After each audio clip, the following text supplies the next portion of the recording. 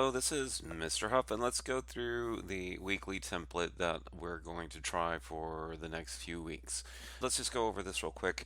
There are a few slides here. You have to keep these slides. Feel free to move them around and put pictures on them, duplicate them. For instance, if you have multiple expert inputs, duplicate that slide as many times as you need. If you have some progress on a CAD model that you want to add, feel free to insert slides, but you may not delete slides. This is required content every week for each team.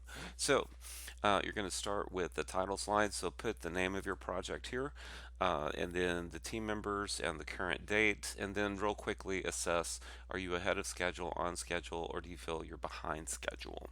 The reflections this week, what I want you to do is list your successes here, your failures here, and what you're learning right here. So just kind of think about the week and the progress you've made and the things that have gotten in the way and what you've taken away from that experience. Roadblocks, list the problems that are stopping your project and what you're doing about it. That's what you need to put on this one. Feel free to throw in images and open spaces like this. And if you need to, you can manipulate the slides a little bit to make room for pictures. You should be in persistent contact with experts, so put every time you reach out to an expert, put their name, put what you asked them and what their input was. And again, feel free to add images if you have anything from that interaction. Design revisions, I expect you to be iterating as you go through.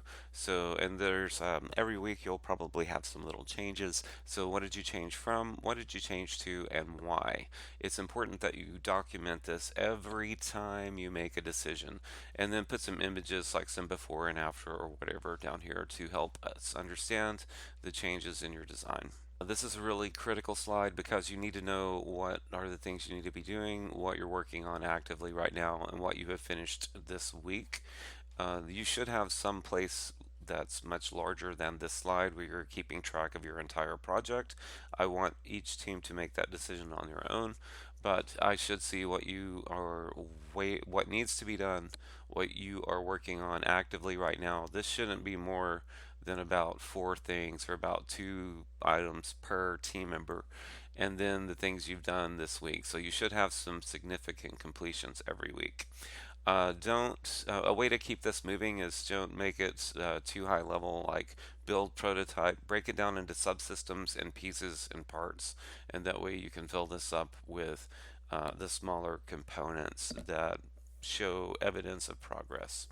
And then on this slide, I'd like you to find a quote that kind of summarizes your week, and it can be anything. So keep it rated G, please.